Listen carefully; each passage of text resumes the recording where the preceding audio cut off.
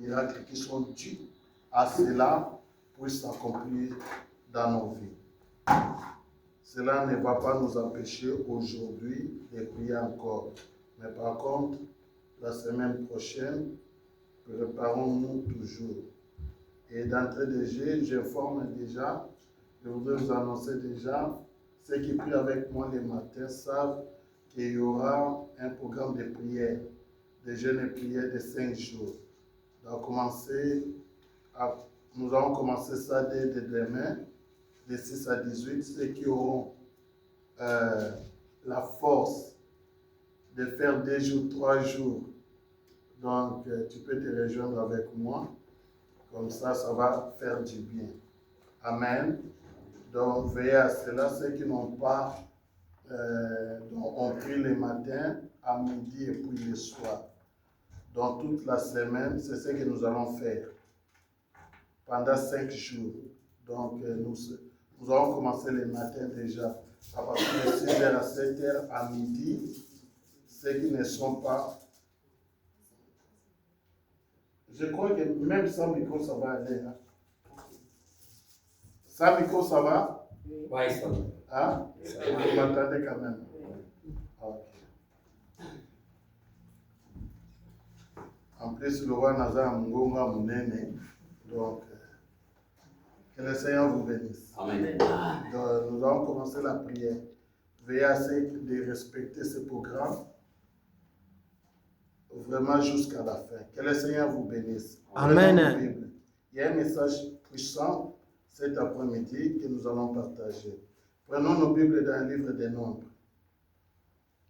Nombres, je suis dans le chapitre 21. Nous allons commencer à partir du premier verset jusqu'au verset 9.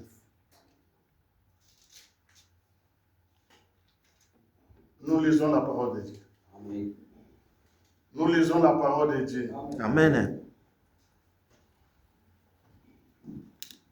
Ok, nous allons faire la lecture. Nombre, c'est le 4e livre à partir du Genèse. Genèse, Lévitique. Genèse, Exode, Lévitique et puis Nombre. Nous lisons la parole du Seigneur ensemble. 1, 2, 3. Nombre chapitre. Nombre chapitre 21, à partir du premier verset jusqu'au verset 9. Nous faisons la lecture ensemble. Nombre chapitre 21, à partir du premier verset jusqu'au verset 9. Nous lisons la parole du Seigneur. Amen. 1, 2, 3. Des rois de Cananéens qui habitaient le Midi. Israël venait par le chemin d'Athanaïm et combattirent.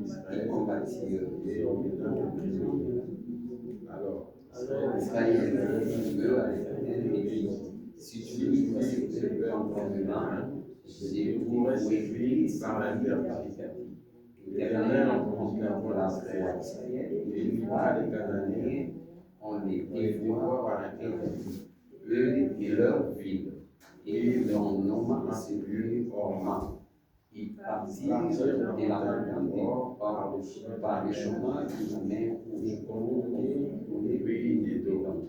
Le peuple se présenta en toute et parla contre Dieu et contre Moïse. Pourquoi nous nous avons fait monter hors d'Égypte pour que nous mourions dans le désert? Car il n'y a point de pain et il n'y a point d'eau. Et notre âme est débutée de cette misérable nourriture. Alors, l'Éternel envoyant contre le peuple des serpents brûlants, il mordit le peuple et il mourut beaucoup de gens d'Israël.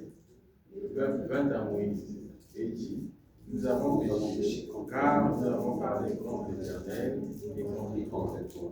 Prie l'Éternel, afin qu'il éloigne de nous ces serpents. Moïse pria l'Éternel dit à Moïse, fais-toi un serpent blanc et place-le sur une perche. Quiconque aura été mordu et le regardera conservera la vie. Moïse fit un serpent blanc et le plaça sur une perche.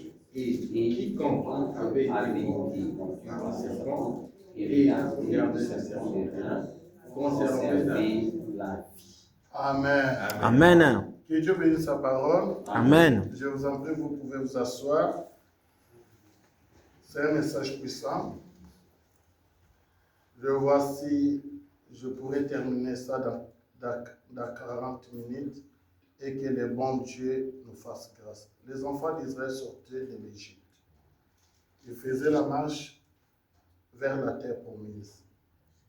Mais la marche était liée dans des campements. Ils arrivaient dans chaque ville et ils campaient. Et ils étaient obligés sur les chemins, il y avait des villes et des villes qui devaient traverser pour arriver à la terre promise. Écoutez-moi bien ce matin. Lorsque le Seigneur te donne une promesse, je vous ai toujours dit, il va vous montrer juste la fait. Mais le parcours, le Seigneur nous cache souvent le parcours, comment y parvenir, comment tu vas y arriver. Que le Seigneur vous bénisse. Amen. Le Seigneur te montre juste que tu seras béni. Le parcours. Vous savez, j'avais suivi un témoignage d'une sœur. Elle priait tellement, elle avait besoin de venir ici en Europe. Elle priait, elle priait, elle priait.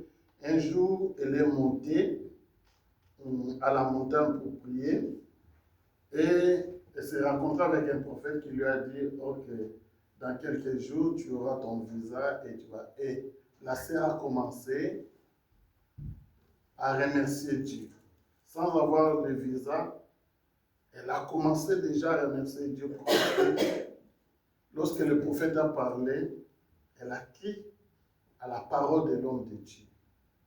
Et après quelques jours, elle a obtenu son visa. Elle devrait maintenant effectuer son voyage de Kinshasa jusqu'ici. Et elle a effectué son voyage. Donc, Dieu l'a bénie par l'obtention du visa. Elle était tout joyeuse. Elle se disait en elle-même, non, non, non, non. Dieu est vivant. Elle a commencé à louer Dieu. Elle a commencé à louer Dieu. Elle a commencé à dire merci à Dieu. Et le prophète a ajouté que tu auras les mariages. Tu vas bien s'installer en Europe. Bien aimé. Elle pensait juste, après avoir obtenu le visa, elle était trop sûre. Dès qu'elle arrive, elle va obtenir les mariages, la maison, tout. C'est juste que le Seigneur lui dit des choses qui vont arriver. Lorsque le Seigneur parle, des choses là, ça peut arriver après 1 an, 2 ans, 3 ans, voire même 20 ans, voire même 10 ans. La Bible dit la parole de l'Éternel est comme de la pluie. Ça ne rentre jamais sans avoir fait quoi? Arroser la terre. Elle a juste écouté la prophétie. Mais Dieu lui a caché que sur le chemin, il y a beaucoup de choses que tu vas passer pour y arriver. Et souvent, mes bien-aimés dans le Seigneur, c'est souvent ce que le Seigneur fait avec nous. Il nous montre juste la fin. Mais le parcours pour y arriver, Dieu nous cache. Dieu va te cacher les parcours. Ils étaient joyeux les jours où ils sont sortis d'Israël, de l'Égypte, les mains levées, en disant non, le Seigneur nous a secourus. Ils arrivent devant la mer rouge. Et Dieu parle à Moïse, dit, qu'est-ce que tu vois? Pourquoi il y a des cris? Il dit, ah non, il y a des ennemis qui viennent derrière nous. Il dit, qu'est-ce que tu as dans tes mains? Il dit, non, j'ai ce bâton. Alors frappe-le. Il a frappé la mer. La mer s'est divisée en deux. Ils ont passé, ils ont commencé encore à louer Dieu. Et leurs ennemis étaient engloutis. C'est là où les frères Lifoko étaient inspirés de chanter « Je lève mes yeux vers l'Éternel, d'où me viendra le secours. » Il prend l'indigent, il l'élève. Donc c'était des témoignages et des témoignages. Quand vous marchez avec Dieu, dans des premiers pas de votre de votre vie chrétienne, il n'y aura que des témoignages et des témoignages. Après des témoignages, il faut maintenant entrer dans l'étape de combat. Et dans les combats, là, il n'y aura pas de témoignage. Pourquoi? Parce que quand il y a des témoignages, c'est Dieu qui combat pour toi. Et toi, tu ne vois rien que les résultats. Tu n'as pas combattu. Et là, tu vas commencer à dire, ah, Dieu est merveilleux. Tu vas commencer à chanter. Mais après l'étape de témoignage, il y aura maintenant l'étape de combat. L'étape de combat, Dieu va t'associer dans le combat. Ce n'est pas seulement à Dieu d'agir, mais c'est toi-même maintenant qui vas combattre. Et Dieu va intervenir. Dieu va te faire passer par un chemin là où il y a des combats. Pour t'apprendre ce qu'on appelle d'abord l'humilité, la patience. Voilà pourquoi un jour, Dieu dira aux enfants d'Israël, gardez-vous de vous dire, le jour où vous serez dans la terre promise, de dire que c'est à cause de nos forces, de nos mains, que nous avons acquis toutes ces choses. Non, dites que c'est grâce à Dieu. Voilà la raison pour laquelle Dieu les conduisait toujours dans des villes où il y avait des guerriers. Ça, ce sont des formations. Vous savez, il y aura un temps où il y aura plus de combats dans ta vie. Pourquoi il y aura plus de combats dans ta vie? Parce que tu as passé toutes les étapes là du combat. Et il y aura la paix. Tu vas commencer à élever tes enfants dans la paix. Tu auras la paix dans ta maison.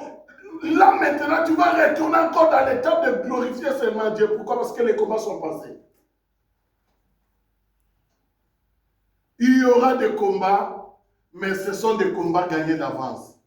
Tu sais déjà comment manœuvrer pour arriver à la solution. Amen. Que le Seigneur vous bénisse. Yes. Il y aura toutes ces étapes-là, bien-aimés. Mais Dieu va te faire passer d'abord par des chemins là où il y a des combats.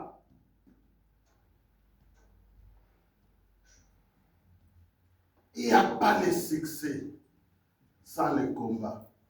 Il n'y a pas de couronne si l'athlète n'a pas combattu selon les règles. Vous savez, lorsqu'il y a eu les Jeux olympiques, nous voyons, on parle d'Usain Bolt. Est-ce que vous savez comment Usain Bolt est arrivé à courir la distance de combien? De 100 mètres. Dans une vitesse de 9 secondes. 9 secondes, hein? 9 secondes, quelque chose comme ça. Je ne sais pas. Non, 9 minutes et 16 secondes. Non, ce n'est pas 9 minutes, 16 secondes.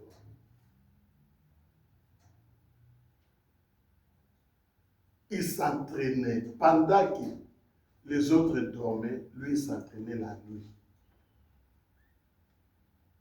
Il s'entraînait peut-être pendant 4 ans pour venir livrer le combat de quelques secondes.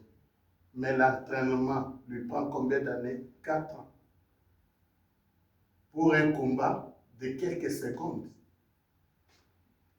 Et il y avait des autres qui ont été, ils étaient tellement sûrs d'eux, ils disaient, ah, je vais commencer des préparatifs après. Ils repoussent. Pendant qu'il est repoussé, lui, il avait déjà une longueur d'avance par rapport aux autres.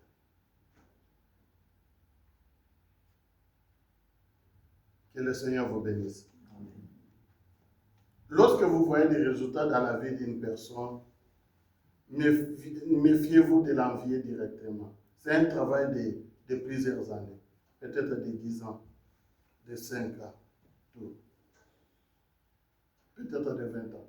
Les jours où il y aura du monde ici, on va commencer à recevoir des hommes qui viendront partout. Parce qu'il y aura un moment donné, nous n'allons pas forcer l'évangélisation. Les gens commenceront à venir eux-mêmes. Il y a ce moment-là. Les gens vont commencer à venir d'eux-mêmes. Et il y aura des gens qui viendront de gauche à droite pour commencer à envier, mais ils ne sauront pas l'étape que nous avons passée, vous arrivez, peut-être il y a 2 personnes, 3 personnes. Mais Dieu te dit, persévère. Tu ne peux pas lâcher. Tu ne peux pas arrêter. Il faut continuer. Tout ce que nous voyons là, ils sont passés par là. Un jour, je suis allé prêcher dans une église à Kentucky, aux États-Unis. Et c'était une grande église. Mais le pasteur titulaire, celui qui m'avait invité, c'était le pasteur qui avait remplacé le pasteur titulaire. Et à la fin, on me raconte maintenant l'histoire, comment l'église là a été grandie. Le pasteur a travaillé dans cette église-là pendant au moins 50 ans. Il n'avait que 40 membres. Si ça monte 45. Le pasteur a persévéré avec ses 40 membres. Il lui restait 1 mois pour aller à la retraite. Un dimanche, il voit, oh, le nombre a augmenté. Ils sont arrivés à 70. Oh, le dimanche prochain, 100. Les pasteurs ne croyaient pas à ses yeux. Après 1 mois, ils sont arrivés à 300. Il y avait plus de place pour le parking. Ils étaient obligés d'aller demander de l'aide auprès du maire pour intervenir. Le travail de 50 ans. Et celui qui a bénéficié, c'est son remplaçant. Et il y avait du monde là. Pendant que son remplaçant se réjouissait, lui dit non, ne réjouissez pas. Continuez dans la même humilité que tu avais lorsque tu avais 40 personnes. Pourquoi? Parce que le Seigneur a appris l'humilité de 40 ans. Et les résultats. Et sa persévérance l'a payé. C'est ce que Dieu faisait avec les enfants d'Israël. Ils sont arrivés dans une ville après avoir eu les combats. Ils étaient tellement trop sûrs d'eux. Et la Bible dit quoi? La Bible dit, ils passaient dans une ville où,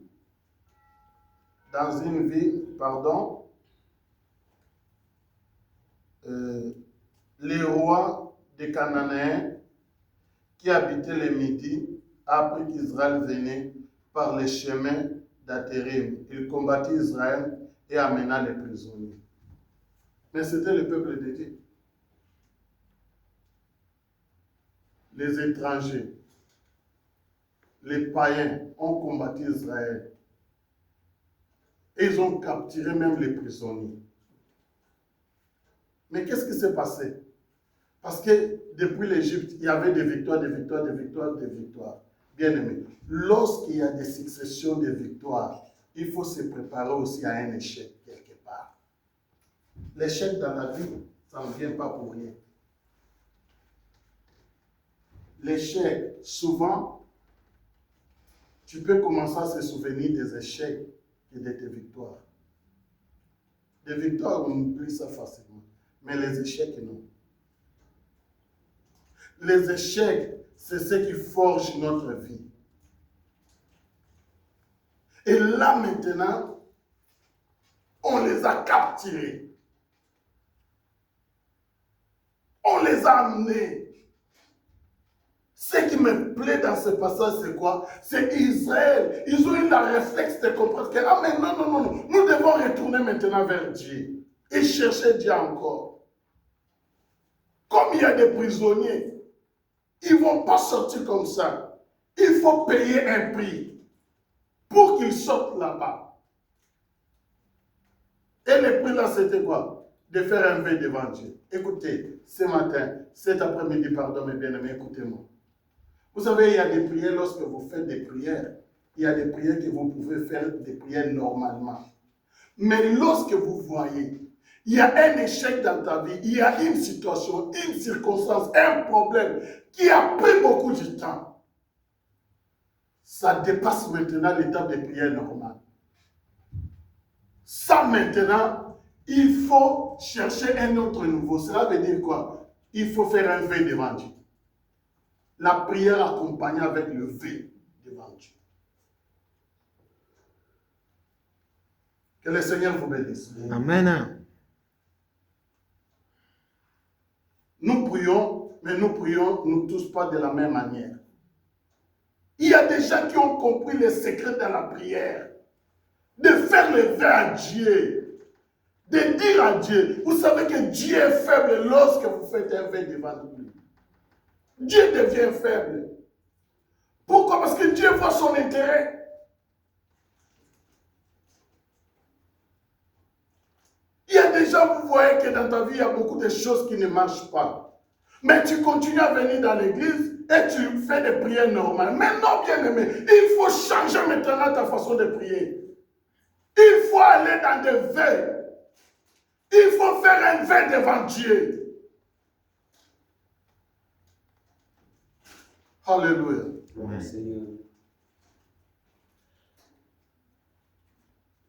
Moi aussi, votre comme étant pasteur, je voyais, il y a des situations, Non, je dis non. Je connais la manière des diables de faire son combat envers moi. Qu'est-ce que je vais faire? Dieu, je vais maintenant dans le vœu. Je te donne chaque samedi et le dimanche. Je vais manger le dimanche après le culte. Et je dis au Seigneur, si je reste dans ce vœu-là, parce que j'ai donné à Dieu une année, si je reste dans ce vœu-là, il y aura des résultats. Seulement, si tu arrêtes, là, les choses vont se compliquer. Bien aimé, il y a des choses, il y a des circonstances qui se passent dans nos maisons, dans nos vies. Nous continuons à vivre dans la distraction totale. Il n'y a qu'une seule vie, il n'y a pas de vie. Et on avance toujours un pas en avant. Nous ne nous reculons jamais. Il faut arriver au stade de, tu comprends que, ah non, l'erreur n'est plus permise dans ma vie. Quand tu vois quelqu'un qui vient faire, oser dans ta vie, il faut se fâcher comme tu n'as jamais fâché. Pourquoi? Parce que l'erreur n'est plus permise dans ta vie. Je n'ai plus 15 ans. Où la vie continuera toujours à me sourire. Non. J'ai passé. Il y a un temps où tu dis qu'il y a certaines choses, c'est passé.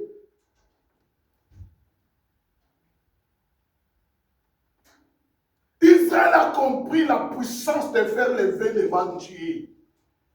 Il dit à l'Éternel, l'Éternel, si tu le livres entre nos mains, nous allons mettre la ville à l'interdit. Ça veut dire que nous allons tuer tout le monde, que ce soit les bétails, tout ce que nous allons trouver. On va tuer. Et c'est ce qu'Israël a fait. Dans la suite, la Bible dit quoi? La Bible dit, Dieu livra ces rois-là et ces vaillants guerriers aux mains des enfants d'Israël. Tu as un problème, tu as une situation, tu continues à prier normal, mais c'est injuste. Vous entendez quoi? Allez-y, cherchez Dieu comme tu n'as jamais cherché Dieu. Faites des vœux à l'Éternel. Continuez à parler devant Dieu. Parce que ta situation est dans la prison. Lorsque la situation est emprisonnée, il faut toujours payer un prix. Sans le prix, la situation ne va jamais changer. Yes. Il faut payer toujours un prix. Quand on paye le prix, ça demande des sacrifices.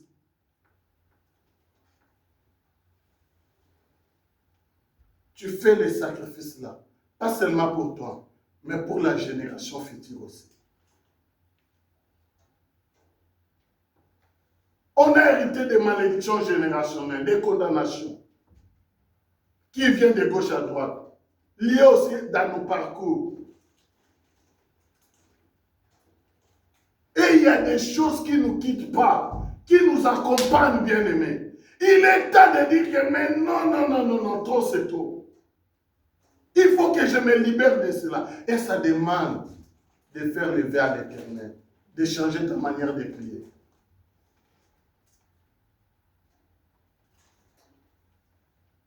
Quittons les slogans. Arrêtez avec des slogans. Je serai la tête et non la queue. Oui, bien sûr, c'est la parole de Dieu. Mais si tu continues à proclamer ça, cela, tu vas rester là-bas sans rien faire. Que le Seigneur vous bénisse. Amen. Que le Seigneur vous bénisse. Amen. Que le Seigneur vous bénisse. Amen. Il y a des gens qui n'aiment pas la vérité, mais laissez-moi vous dire Amen. que tu peux changer ta situation. Sans pour autant passer chez un prophète et chez un pasteur. De toi-même, là où tu es, tu peux changer ta situation. Je vous ai toujours enseigné. Qui avait changé la situation de l'enfant prodigue?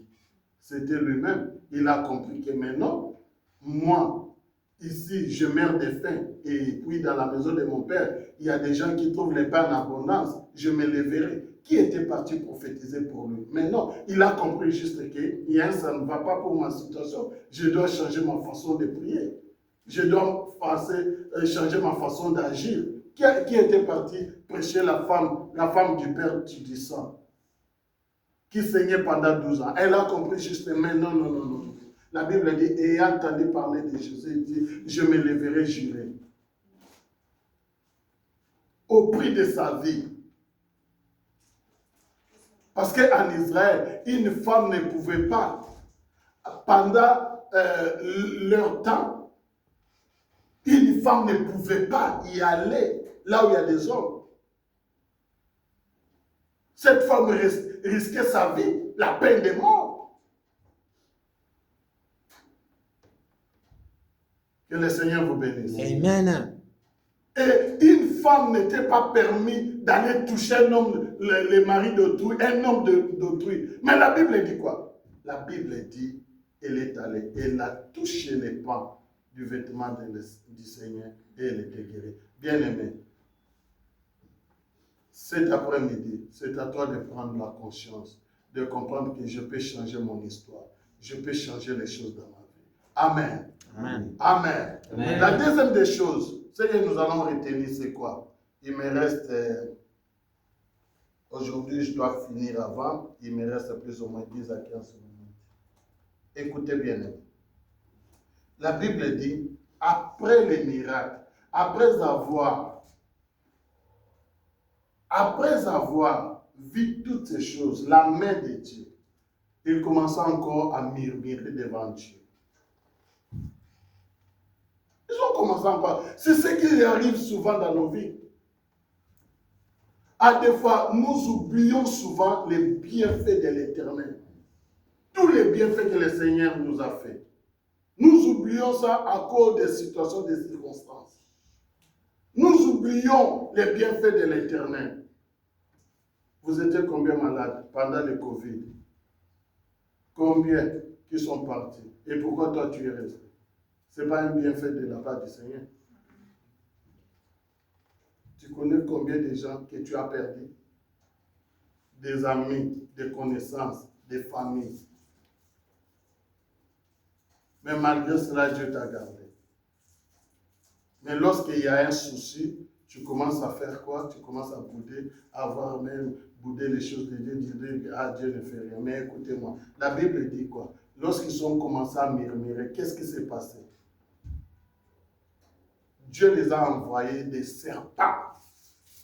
Et là maintenant, bien-aimé, suis-moi très bien. C'est ce qui arrive souvent dans nos vies. La Bible dit, Dieu les a envoyés quoi? Des quoi? Des serpents. Et des serpents ont commencé à les mordre.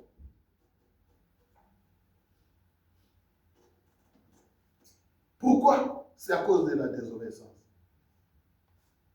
Je vais vous expliquer un tout petit peu, mes bien-aimés. Quand on parle des serpents, l'ancienne alliance, la Bible dit, c'était l'ombre des choses à venir. C'était l'ombre des choses à venir. La Bible dit quoi? La Bible dit, Dieu dit à Moïse, fais-toi maintenant un serpent de reine.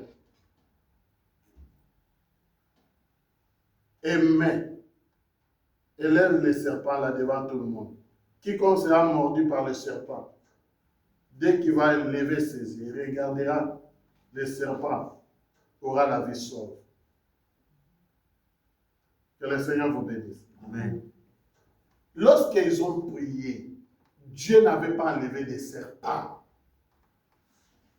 Dieu n'avait pas enlevé les serpents, mes bien-aimés. Écoutez-moi. Dieu a laissé les serpents continuer à mordre les enfants d'Israël. Dieu étant que Dieu, dans sa divinité, Dieu qui est tout puissant, il pouvait faire en sorte de faire disparaître tous les serpents. Dieu est capable de le faire. Mais après avoir prié, Dieu n'a pas enlevé les serpents. Mais Dieu a donné une solution.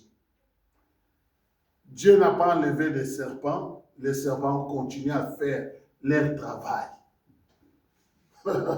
Est-ce que je parle à quelqu'un? Amen. Je parle à quelqu'un? Amen.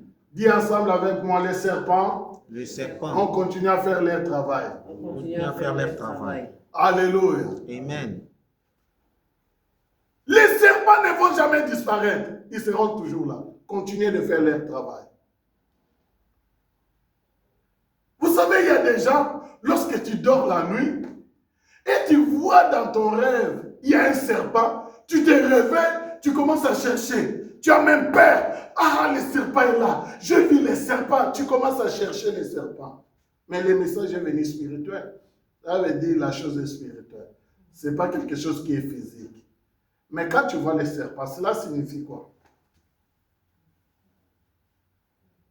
C'est là où maintenant, il faut retourner dans les Écritures. Un frère Donatien.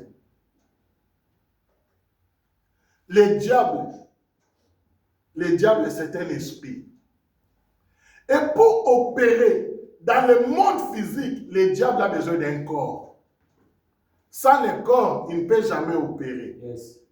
Il doit s'introduire dans un corps pour commencer à opérer. Alléluia. Amen. La raison pour laquelle, lorsque le diable a voulu faire tomber Ève, il a cherché le corps. Et ce corps-là, c'était quoi? C'était quel corps? C'était le serpent. Il s'est introduit dans les serpents et les serpents commençaient à parler. Les serpents, pourquoi? Parce que les serpents étaient plus proches de l'homme. Et les serpents commençaient à parler.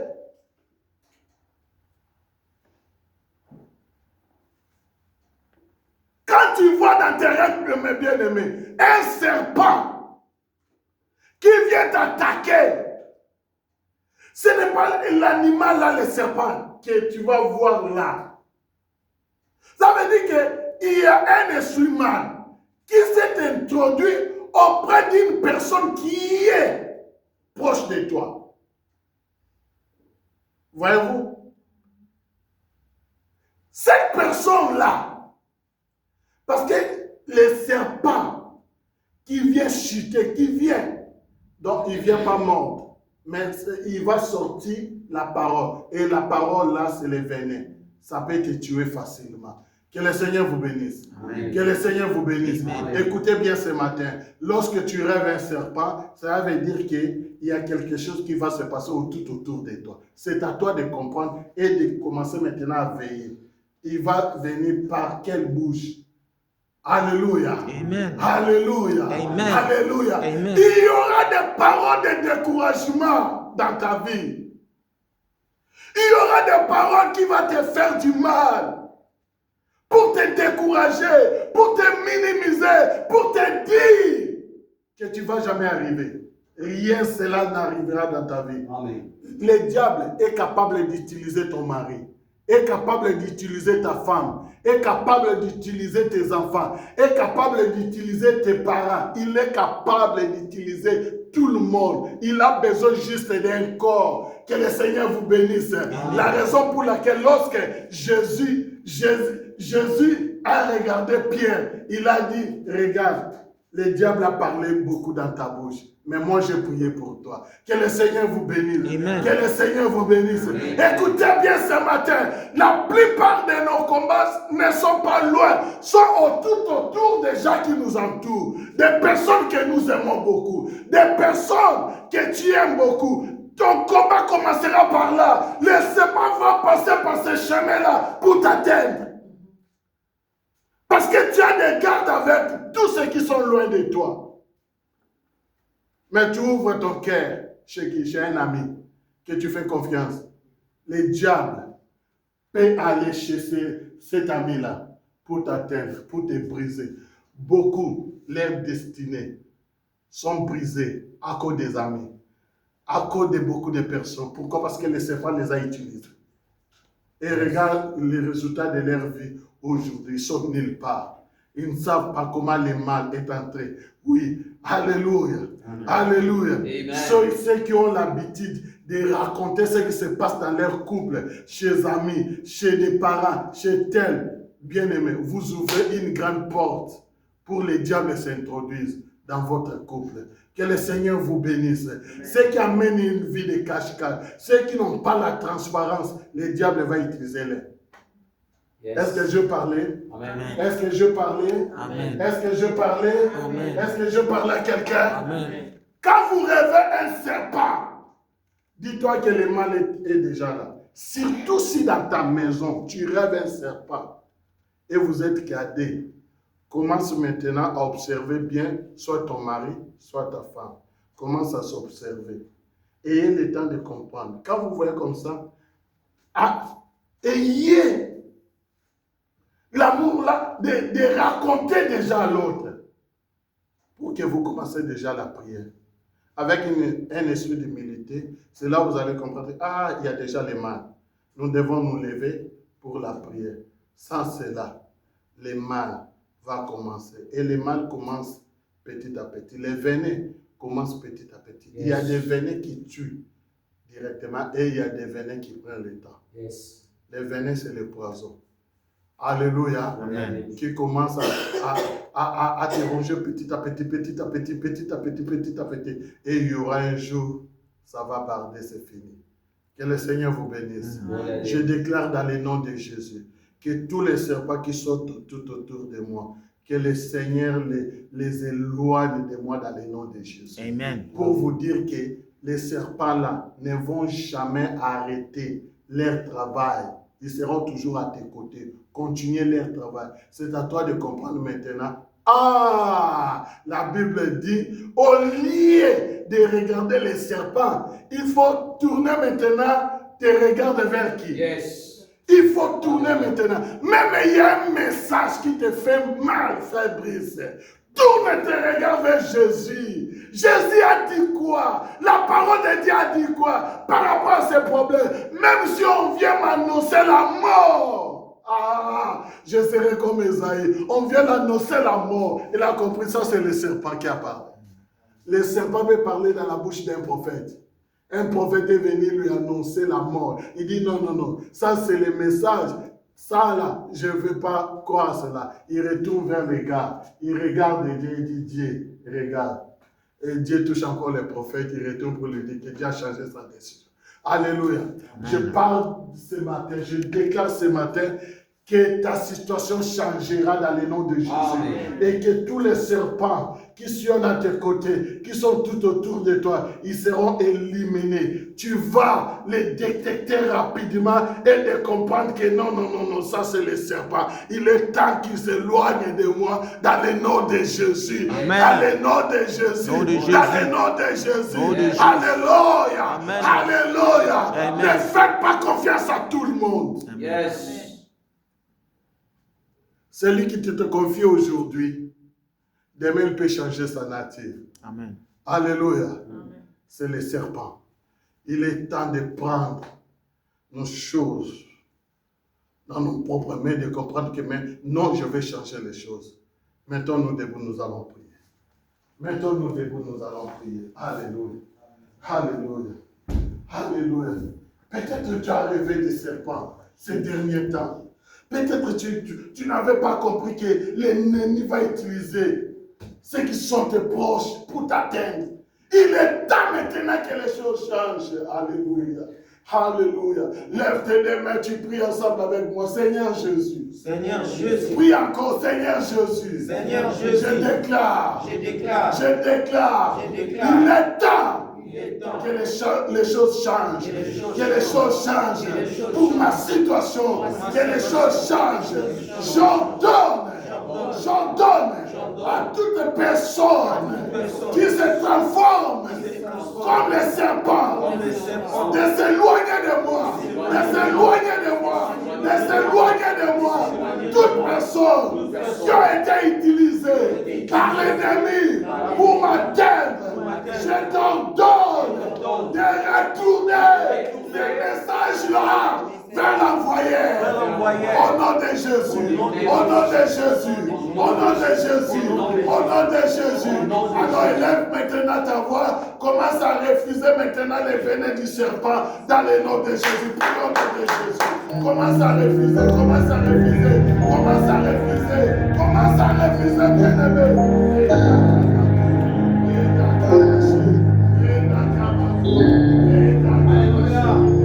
Commence à refuser, bien-aimé. Commence à refuser.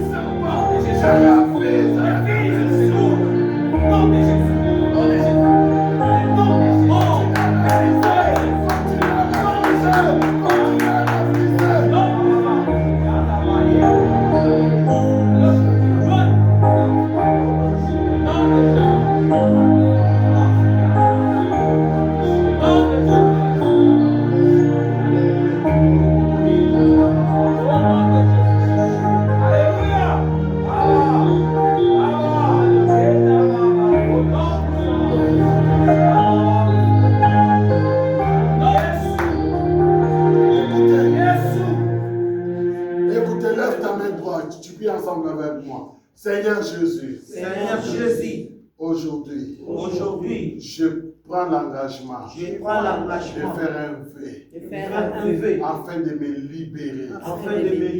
De toutes choses. Qui amenaient la limitation dans ma vie. Au nom de Jésus. Je me libère. De toute limitation que l'ennemi avait imposée dans ma vie, dans ma maison. Je me libère de toute puissance, de la limitation que l'ennemi avait imposée dans ma vie. Au nom de Jésus, au nom de Jésus, au nom de Jésus, commence à se libérer de la puissance de la limitation. Commence à se libérer. Dans le nom de Jésus, commence à se libérer. Libère-toi bien-aimé. Libère-toi bien-aimé. Dans le nom de Jésus.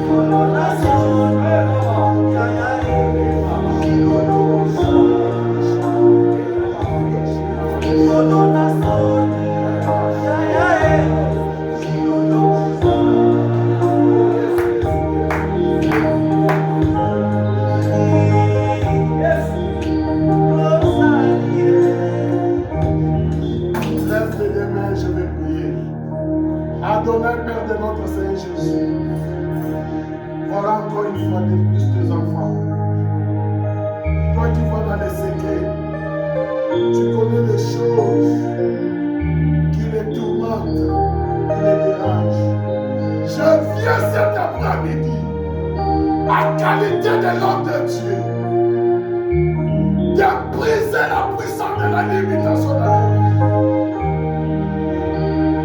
de briser les condamnations,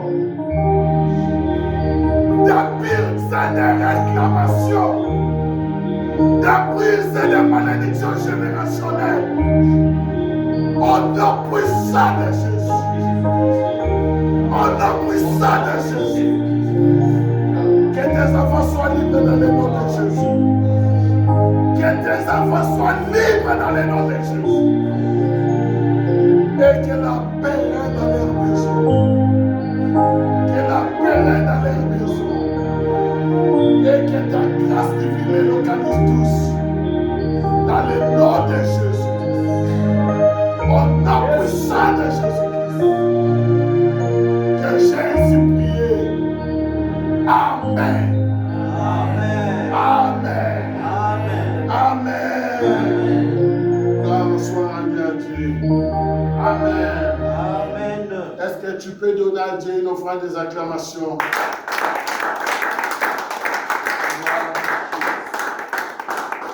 Alléluia. Amen.